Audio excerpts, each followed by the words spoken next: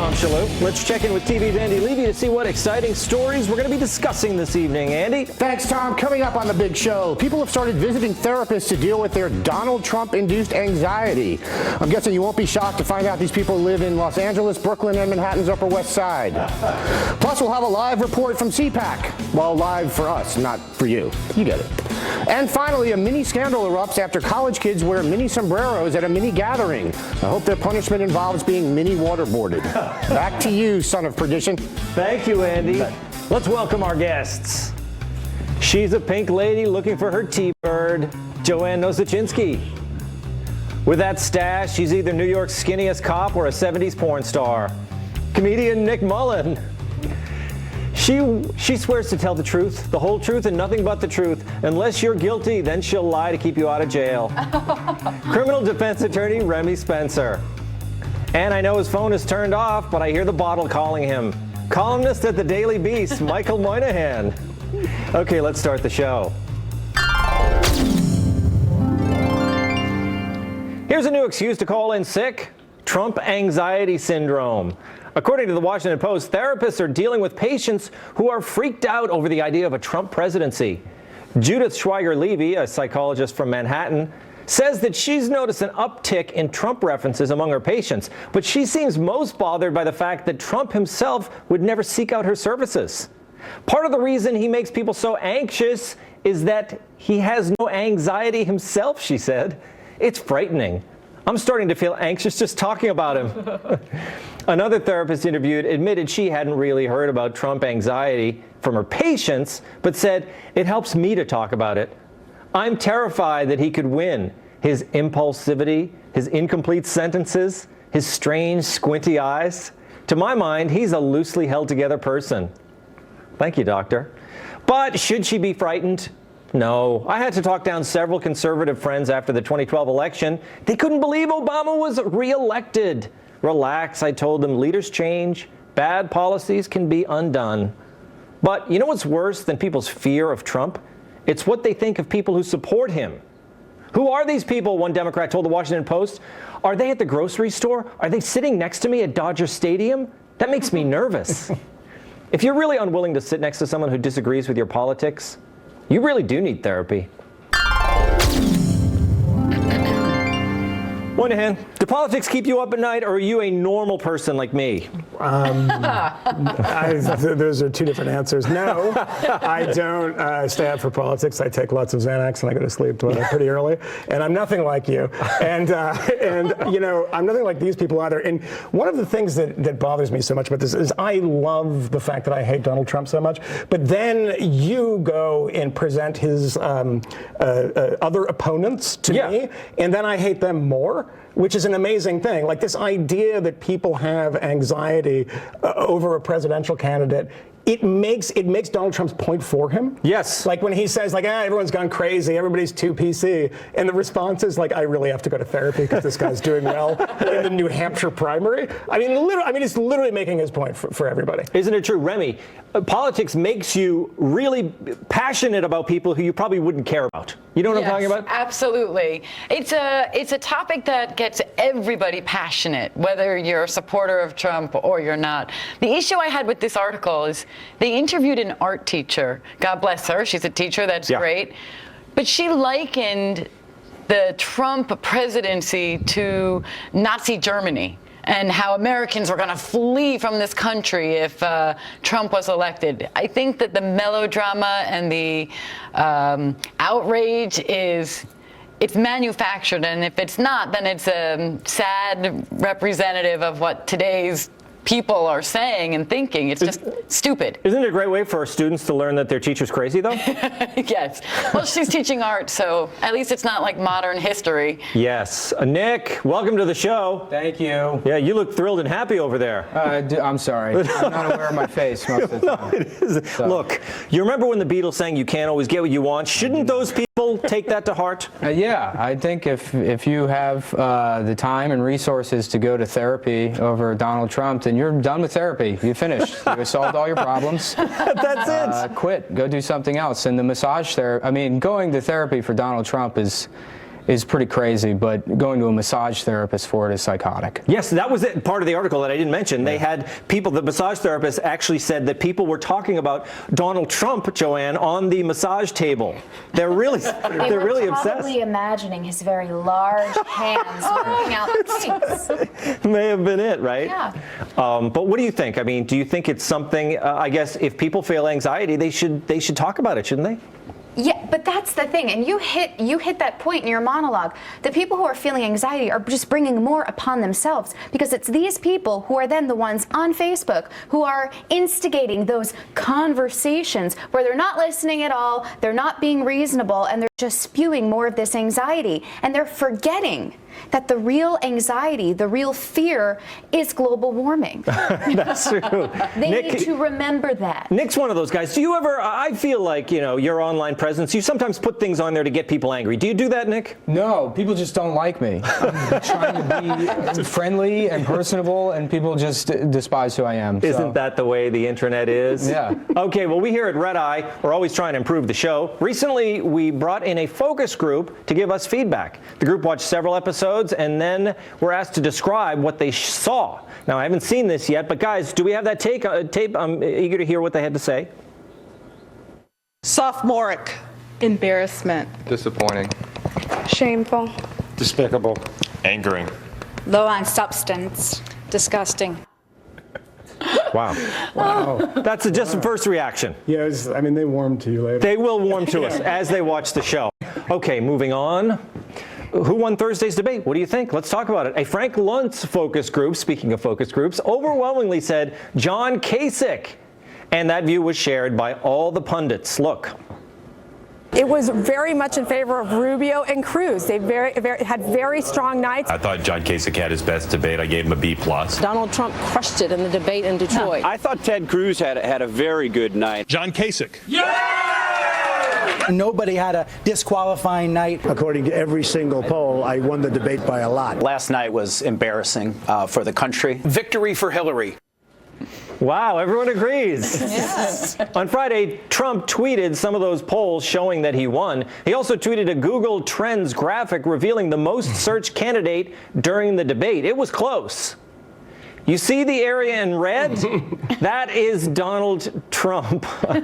Not even close. Do we need a key for that? Purple was Rubio. I don't see him anywhere. Okay, Trump won Google by a landslide. Moynihan, I think most Googled means most presidential, don't you? Obviously. I think just call it now. Let's just walk away from this and just give it to him. And everyone's Googling him.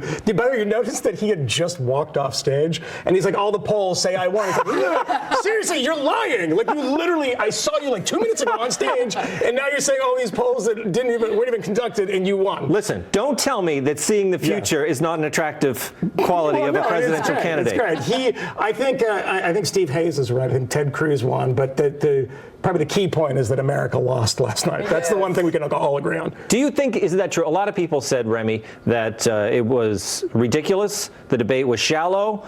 But aren't debates subjective? Isn't that the whole thing? We're laughing at the fact that Trump said all the polls said I won. But isn't that the way debates have been since we were kids? I remember Gerald Ford and the spin room, and everyone's always saying, oh, he won the debates. They make it up. Yes and no, okay? Yes and no. The debate should be an opportunity for the public to get a sense of who the candidate is, how they react in high-pressured situations, and what do they stand for.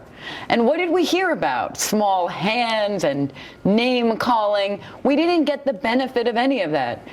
I like to think that our politicians, our elected officials who are charged with protecting us and improving this country, are going to elevate the conversation, that they're going to educate the public. So sweet.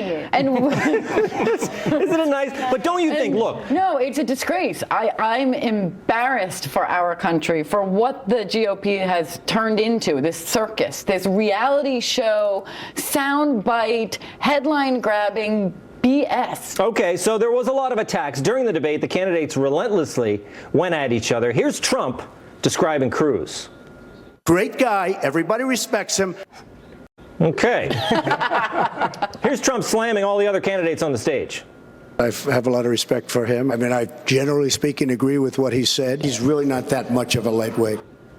See, Trump, he seems like a nice guy to me, Nick. I don't know what everyone's talking about. Yeah. Look, same boat. Do debates matter? Does anything matter at all? I'm not talking about politics. Is there any meaning to the universe, Nick? Me personally, no. This is my last week. And I'm checking out. Okay. But what do you think about this? Do you think, like Remy is saying, she finds it ridiculous and it's an embarrassment. But if you want to read about policy, you can go to their websites. It's an opportunity to get people to vote for you. So regardless of the tone of the debate, I mean, Trump won because whether you like it or not, it is a competition in ridiculousness. And if Kasich is the only one that's going to show up and treat it seriously, then, I mean, yeah, he looks professional, but that's not what it was. You don't bring policy to a pissing contest.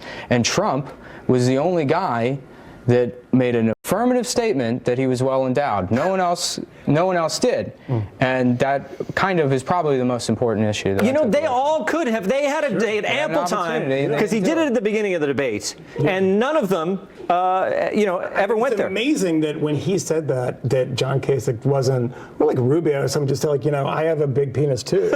Like, why would you let an opportunity like that just slide by? Well, some of us like a little mystery. A little mystery meat. Well, maybe none of the other ones wanted to lie. That was my nickname in college, Little Mystery. Did you know that? Okay, look. Twitter exploded last night when Trump seemed to brag about a part of his body.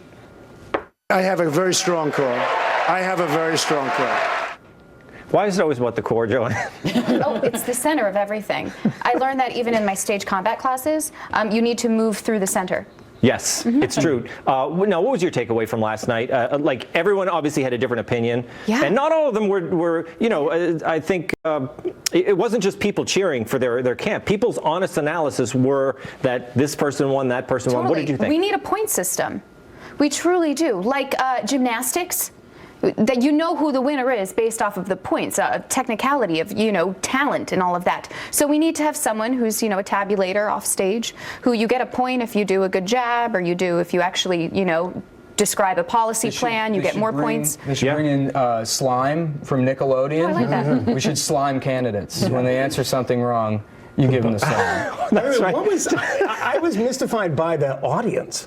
That was like the big takeaway for me last night, because the story, like early in the day, Drudge is a story. 5 people, 10 people, 10 real Americans get tickets. It's all donors. Are those really the donors? Because it was like a wrestling match. People were shouting and screaming. It was like the most boorish behavior I've ever seen. And they were mugging to the camera. It was awful. The stage was pretty boorish, too. I thought it was evenly matched for people. It's actually just Detroit. The last debate, I felt like there were cheering sections. You remember Rubio had that woman screaming in the front row, et cetera. Yeah, that's right. But I thought it was pretty fair and balanced with the crowd. Did you? I did. I think that there were enough crazy loud people. It was like a WWE match minus the spandex, and but let's be honest, it seemed just as fake. There were as many punches thrown. It was all pomp and circumstance. But weren't the moderators excellent? Yes, they were excellent. Wonderful. Yeah. Okay, good. On Friday, Trump announced he's canceling his Saturday speech at CPAC, the annual gathering of conservative activists. The American Conservative Union, which hosts the 3-day conference, tweeted, "Very disappointed Donald Trump has decided at the last minute to drop out of CPAC. His choice sends a clear message to conservatives." The other 4 candidates are still planning to attend. Joining us now from CPAC is former U.S. Army Special Forces officer Ben Collins. Ben, can you hear me? I certainly can hear you, Tom. Ben, with all that's happened with Romney and the other establishment figures kind of uniting against the frontrunner, is there a sense that things are divided at CPAC? Well, yes. I mean, I think there certainly is a sense that things are divided in CPAC, and I think that, it just goes to tell you that things are divided amongst the Republican Party, and they've been divided in the Republican Party for a long time. You've got part of the party that is lives and breathes in Washington, D.C., and then you've got everyday America, that disappearing middle class. Try to tell the town in Colorado that just lost a coal mine, that they're just angry voters. I mean, people right now are scared. So there's a real sense of that finally coming to the fore here. And I think a lot of the establishment, so to speak, candidates are having a hard time. here at CPAC, I think we've seen there's a pretty large support for Ted Cruz. We've also heard a lot of support for Rubio and Kasich during the day. And look, to be honest, I think this is a very this crowd has expressed that there's not a whole lot of Trump support here, and I think they were going to be pretty vocal about it. So look, if you're Mr. Trump, what's the upside and the downside? So do you gain anything by being here? To be honest, I think you almost lose more by being here if you've got a whole crowd that's being raucous and booing. So I think that's probably why he decided not to speak here. Okay, Ben, stand by. Moynihan. Yeah.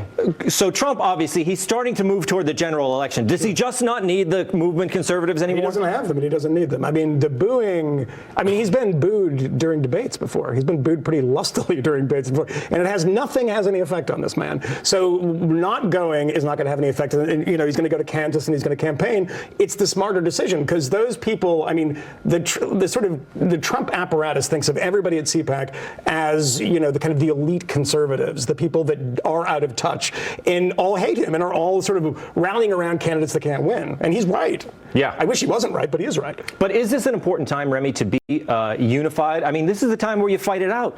The convention is a long way away. Why not have the fights now, and then they can worry about unifying in the summer?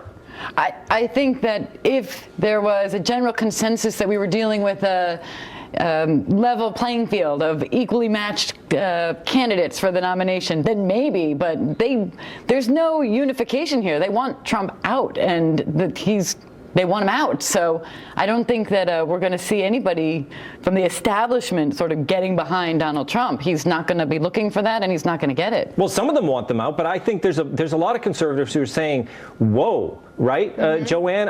They're like, enough of this never Trump. At some point, we're going to have to deal with this. So don't put all your eggs in whatever basket it is now. I think CPAC is in a lot of ways like a wolf pack. Yeah. And it's like, oh no, we have to keep to the pack. We can't have Trump. But really, if you want the pack to thrive, you need a herder. Yeah. Who will herd your pack to safer pastures. Is Ben still there? Ben, I want to ask you about the downtime at CPAC. What do people do there? Is there a nightlife? Do conservatives party? Yeah, conservatives party. This is a very young. This is a very young crowd. It's a very young crowd. So look, it's like any fraternity party, but everybody's in suits and red ties and flag pins. That's how they rock it here. Okay. Well, thanks a lot, Ben. Have a good time there. What's your drink down there at CPAC? Are you a Scotch man? No, Miller Lite. Is that all right? Can I say that? Very classy. Thanks, Ben. Coming up, peeled or unpeeled, that is the question. See why Whole Foods oranges are stirring up a whole lot of controversy.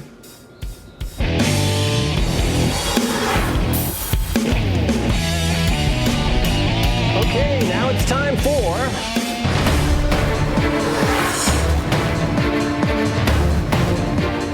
organic food market Whole Foods is getting hammered on social media for selling pre-peeled oranges in plastic containers.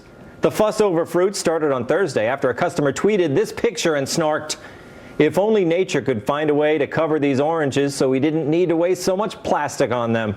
Her tweet went viral, over 70,000 retweets, and the angry online horde slammed Whole Foods for being environmentally irresponsible. The supermarket eventually apologized.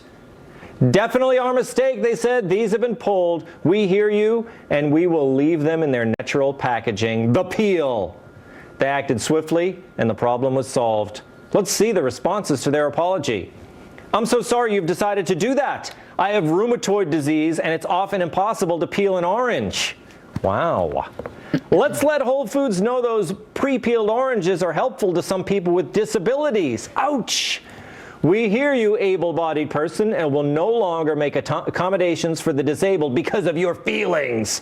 Wow! This is like real white people problems, isn't it, Moynihan? Yeah, it's really funny that you said it, because the woman who tweeted it, I went and found her tweet, and the second tweet after it, she had like 100 followers and was not ready for this, and she said that she had been accused of having white person problems, of making fun of the disabled, and she was getting the full social justice storm. Yeah. Because she made a joke about oranges. It's amazing. And apparently this is a huge problem of disabled people and oranges. Well, My recommendation: clementines. They're very easy to peel. I don't know if that's anti-ableist or something, but it is. they're Those delicious, clementines too. and the ones without the seeds in them, you can just peel them and it just falls off. eat them, right? Nick, look, it's going to save 2 minutes, but it's going to destroy the earth. Which is more important? Destroying the earth, always. But it's ridiculous. You can buy any other fruit packaged like that. They sell apple slices already sliced up for you and in a plastic cup at Walgreens.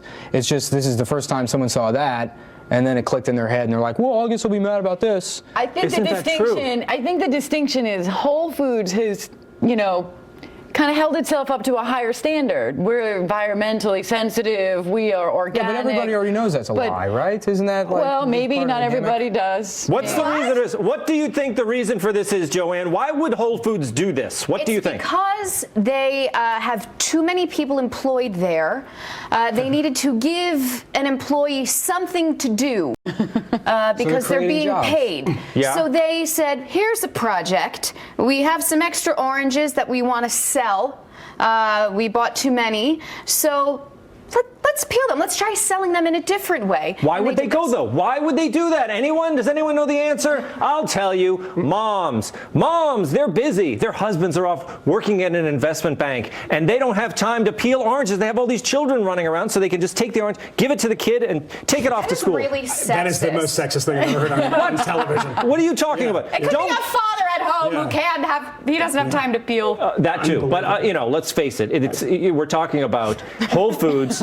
It's upscale people. Sure. And they have money to burn. Yeah, that orange is $22 at Whole Foods. It's $6 a pound for the oranges. But you know what, Nick? You made an interesting point. They slice up the apples. I think if they took the oranges and they separated all the slices and they arranged them in like a staircase. Why don't we buy blueberries like we buy grapes? Grapes come still on the thing. You could sell blueberries still on the thing, right? Everything should come on the thing. Yeah. Grapes come on a thing. They do. You buy it unless you're buying picked grapes already, which you're in cahoots with the Whole Foods people. And a lot of people won't eat an orange because it does take some time to peel. Your kid's not going to take an orange just laziness. It is awful peeling an orange. Very high-level conversation. The citrus, if you have a cut cuticle, it hurts so bad, and the smell lingers. Smell lingers. It turns your hands yellow. It's a disaster. Yeah. And the thing is, you can put that in your backpack and take it to school. Don't you see, Remy? Don't you want children to get vitamin C, or do you want America to have scurvy?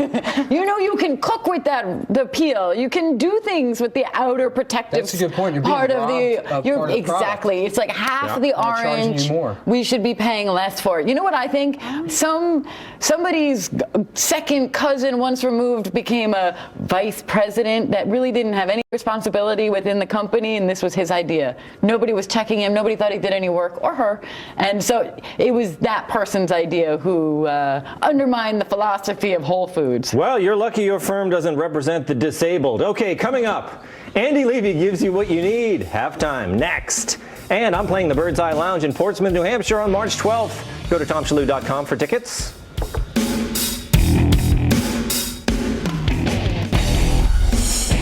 Welcome back. It's that time again. What we got wrong, what we missed. TV's Andy Levy at the Red Eye News Deck. Tom? Hey, Andy. How are you? Good. People going to therapy because of Trump. Look, the country survived President Nixon. It'll survive President Trump. Probably. Yes. Maybe. Yes. I think. Where's the Xanax? Moynihan? In the green room. All right. You'll be okay, Andy. Okay. Moynihan, you said you love the fact that you hate Trump so much, but then you hate the people who hate him even more. Isn't that always the way? Yeah. So you hate me more than you hate Trump.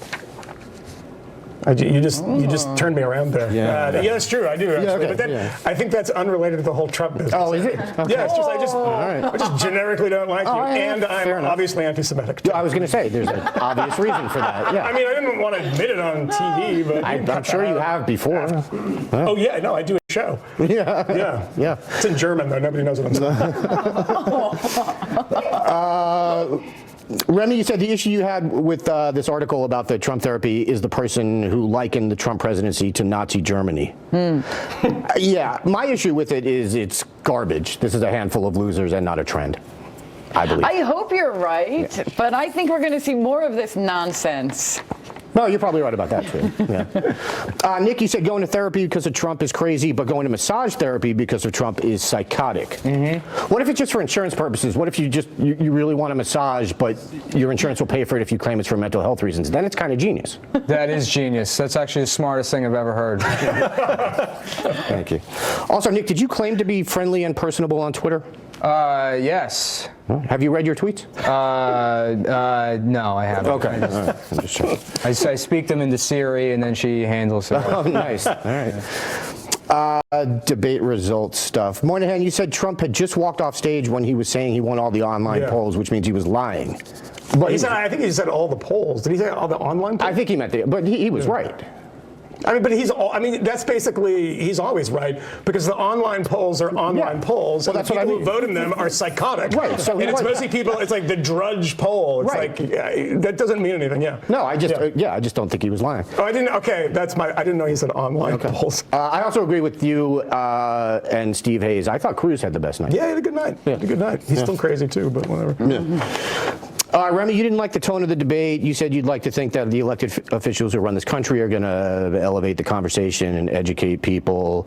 How long have you been in your coma? Why does everybody think that that's so crazy? Everybody makes fun of me when I say that. We live in this world. Because it's so bad right now. It's getting worse with each election cycle. Nick, you said they should bring in slime like on Nickelodeon to the debates and slime the candidates. How would you be able to tell? How would you? Oh, yeah, you got me. See what I did? Moynihan, you said you thought the crowd at the debate was out of control. Yeah. Can I suggest that booze may have played a small role in that? There was a online report, which I can't confirm or deny, and unfortunately you can't either, that like 10 to 15 people got thrown out of the debate because they were drunk. Yeah. I saw it on Twitter, and so that's probably true. It must be. Thanks. Can I just say, I just want to say one thing. People need to stop being fooled by Kasich's above the fray act. Yeah. Because that's what it is. It's a complete act. He's trying to convince people he's the adult in the room when he's not. What is he in the Why would you say that? People have got to remember, Kasich is the guy who back in 1997, when he was a congressman, he rented Fargo from a Blockbuster video store. You kids can look that up. I've seen it. He hated the movie so much that instead of just doing what a normal person would do and saying, Wait, that was Kasich? I remember this. Yes. Can I finish? Oh, yeah, no, go finish. Finish. No, go ahead. Instead of just saying, oh, the movie's not for me, he called Blockbuster and demanded they remove it from their shelves. This is not an adult. No, wait, that was not Kasich. Wasn't that, No, it was Kasich. No, that was someone else. No, it was Kasich. No, that was the guy with the glasses, Perry. It absolutely was Kasich. I also did it. I did it too. So. Unless Rick Perry wrote Kasich's autobiography and told that story. He said Libya went really well last night. I don't know if anyone caught that. Oh, did he really? Yeah, he was like, Libya, it's going amazing. Oh, I missed that. I'm buying a timeshare in Derna. My God. That's in Libya, by the way. By the way, the debates are rating so well. There were 16 million viewers Thursday night. They just got picked up for a second season. Wow. Yeah. Moynihan, you brought up that Trump not going to CPAC was the smart move for him because they view everyone at CPAC as the elitists who aren't going to vote for him. And yeah, I agree. But wasn't it CPAC that years ago sort of got Trump started down this path? Yeah, I think I was at that CPAC when Trump showed up, and everyone was starstruck then and didn't take him seriously, which was pretty much what everyone was thinking about 8 months ago. Yeah. So it really evolved. Yeah. Joanne, you said that CPAC is like a wolf pack, and a pack needs a herder. Yeah. I don't think you can really herd wolves, though. I mean, has anyone tried? I think they have. A lot of dead people have tried. All right. That's a shame. Yeah.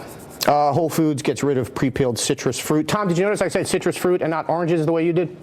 Yeah. That's because Sumo Mandarin in that picture are tangerine orange hybrids. Oh. Yes. Well, those, I mean, it changes the story completely as far as I'm concerned. We can call those oranges, Andy. Is anyone going to freak out about the GMO aspect of that? Not me. Splicing things together to make superfruit? What kind of Franken world do we live in? It's true. People don't realize how much people should that's get mad done. at that. I just want more people on the internet to be mad at that. Okay. By the way, you guys brought up, I'm glad that people are talking about how getting rid of the peeled fruit is bad for disabled people, people with arthritis, etc. Let's not overlook the equally important point that it's bad for lazy people. You're right. It's true. So for Americans, then. Exactly. Well, if they had just called it, more to the point, me. Shouldn't they have labeled it fruit for the disabled. That would have solved their problems. If that was their That's absolutely response, true. if that was their response to that tweet that went viral, it would have shut it down right then. And by the way, if this had never happened before, as we talked about, this is a new thing, the unpeeled orange, and everyone's mad like this, you're ruining it for the disabled. What were they doing before? I mean, these didn't exist before. What were disabled? They were just like, they were excited, I guess. How long has it been in the store? Do they know? It's just this week. Okay. I guess, on one hand, I guess the disabled were not eating Citrus. Citrus, Yes, yeah. yes. So they were just excited Tangerine about the orange possibilities. You guys said you've never had an orange in your life. Yeah. It's the best moment in your life, and then someone starts a change.org Yeah, someone on petition. Twitter ruins your lunch. Exactly. Such a good point. It's a poor. Nobody would care if it wasn't Twitter. If that was that lady in that store and she goes, "Can you believe this?" Yeah. People would be like, "What are you talking about?" Yeah. Just finish shopping. Yes. Go home. No one would care at all. It's Nick, just as you Twitter. pointed out, you can buy other fruit pre-sliced. Yeah. But this woman, Natalie Gordon, she got over 70,000 retweets, and isn't that really what matters? I think half the people thought the orange was playing Nina Simone. And that's why. Oh, really? And they got mad about that. Yeah. And they just ran with it. Yeah. That was at least 30,000 of those retweets. I think it's a really good call. Remy, you said the difference is that Whole Foods holds itself up to higher standards, Yeah. but they themselves have the pre-sliced fruit that Nick was talking about. They have like pre-made salads, don't they? Have you stuff like ever that? gone grocery shopping at a Whole Foods?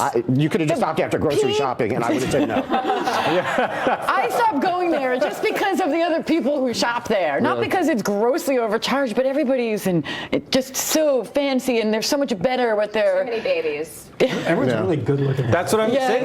yes, Telling you, yes. those oranges were for the moms, Andy. Okay, my last point before I go is I enjoyed, as I always do, your 1950s explanation for everything.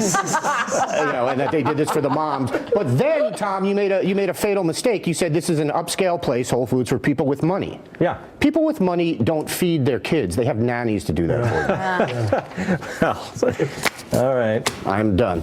Thank you, Andy. Yep. It is time to take a break. Mini sombreros when we come back.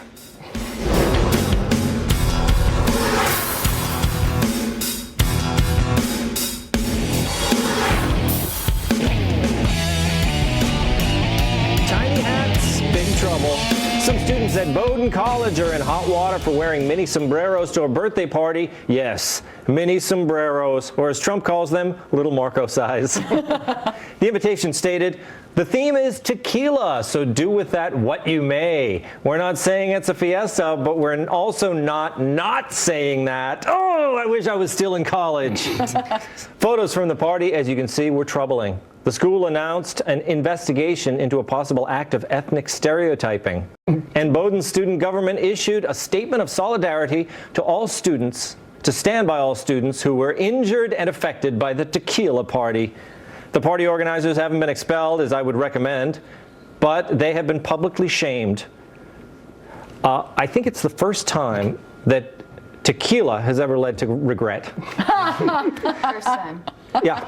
Do you ever, what do you think? Tequila, are you a tequila gal, Joanne? I didn't used to be. I am now. It's really nice if you just do it on the rocks, though. Yes, that's it.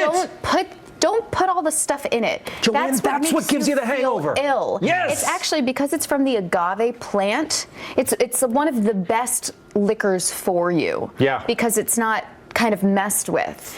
That's what I'll be thinking the next time I'm drinking tequila. It's Just fantastic. nice, and then it for me. waters down, and it's good for you. Yeah. Nick, what's more appropriate for a tequila party than mini sombreros? Mini sombreros. It's perfect. Unless you can get like a cactus that talks and wears sunglasses that wears a sombrero. That's Why didn't they do that? Come on. a It's a talking good school. cactus. I want to live in that world. All right, look, Remy, the schools, obviously, everything's getting out of hand. They issued an apology. What students do you think were injured by the idea of a tequila party? I think the students injured were the ones in your photograph. They're missing their faces. Yes, look at them. That's what tequila does to you people. The regrettable things I have done while drinking have all happened while I was drinking tequila. Oh, yeah. So I'm sure there were some injuries, but they're probably not because of the sombreros. Now, do you think were you drinking, what are those drinks with the salt? Margaritas? Were you drinking margaritas? No, I was just drinking tequila, as Joanne likes it. Yeah. Well, you were drinking the wrong kind, maybe? I don't know. Yeah, did you ever go to one of those bars, Michael, where they have where the women have the shots on their belt?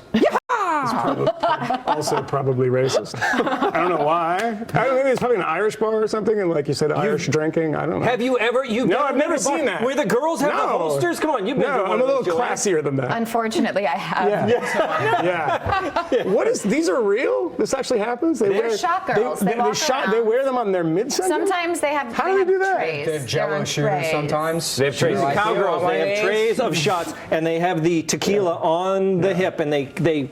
I'm one of those coastal elitists that don't go to bars that have Jello shooters. I mean, that's just me. I am a different kind of guy. But this is amazing. Fun. I'm done with, like, do you realize that every time one of these dumb campus things comes up, there's always a sombrero? Do you know that, like, Mexican people do this themselves? Like, when you go to the subway, have you ever seen the mariachi bands?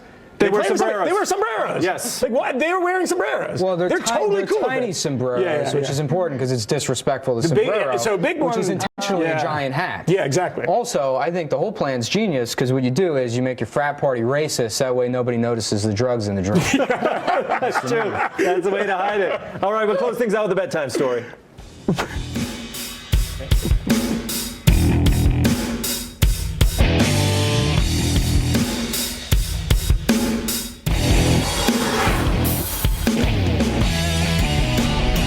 Coming up on the next Red Eye, Charles Cook, Kennedy, and Sam Morrell.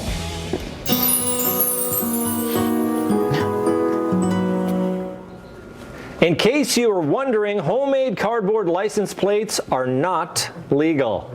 The Erie County Sheriff's Office in upstate New York had to issue that reminder to the public after pulling over a 28-year-old woman using this cardboard license plate. Looks real to me, come on. The woman, who was also driving with a suspended license and without insurance, provided police this copy of her driver's license. She looks very different from her photo. She's charged with possession of a forged instrument, driving with a suspended registration, and given a D+ in art class.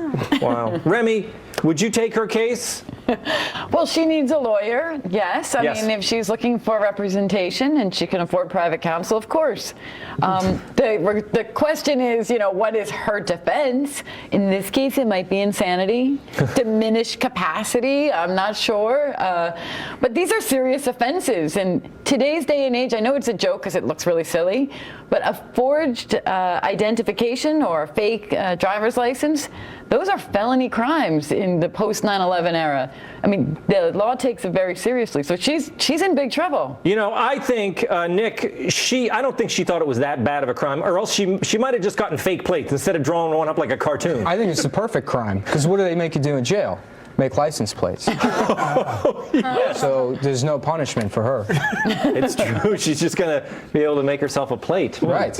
Michael, my mother did this actually. What? My mother did this. Yeah, she got her plates damaged, and she got a piece of wood out and she painted on the plate. We had it for about a year. Is that real? I'm serious. Yeah, we did it. Tom, get out the painted plates. But she did it right. We were She's never from caught. Massachusetts, by We the way, were just never so- caught. You're never caught. Yeah, the stadies in Mass a little different. But I love about this. It shows like nobody has printers anymore because you could just like print one and like nobody would see it from far away. But I love the kind of hand lettering. And it reminded me of a long time ago because I'm super old. We made in Massachusetts. We made a big board. Yeah. ID. Do you remember? Did you ever do this? And you stood in front of it. Oh yeah. And take a picture of it and you cut it. And it was like painted, but the painting was like a lot better than that. Those were the days. Yeah, like a good artist. You could go into a local bodega and stand in front of the painting. Yeah, Joanne, exactly. This woman's obviously not too bright, right? Let's give her a break. No, I think she's pretty bright. She didn't do it. She's not the one who painted that. That's her defense. She's not the one who made it. She has a younger sibling, or she babysits, and that was craft time to kind of get them to sit quiet for a bit. So she's, killing a few birds and her future with one stone. She's helping the youth. Fantastic. Very special thanks to Joanne Nosachinski, Nick Mullen, Remy Spencer, and Michael Moynihan. That does it for me. I'm Tom Shalhoub, and I'll see you next time. What do you think of that, guys? Good evening. Welcome to Wall Washington, I'm Brett Baer. Republican leaders are going after GOP frontrunner Donald Trump after last night's debate with new vigor and urgency tonight. One day after that primetime debate featuring name-calling, mockery, and at least one get-the-kids-out-of-the-room moment, Trump is spurning conservatives, pulling out of a scheduled speech at their huge annual gathering in suburban Washington. He is also flipping positions on another big issue, but here is a Fox News alert we're just receiving. Former Secretary of State Hillary Clinton has agreed to participate in our Monday town hall in Detroit. We'll have all of the details of that coming up, but she has agreed to participate in our town hall event with Bernie Sanders.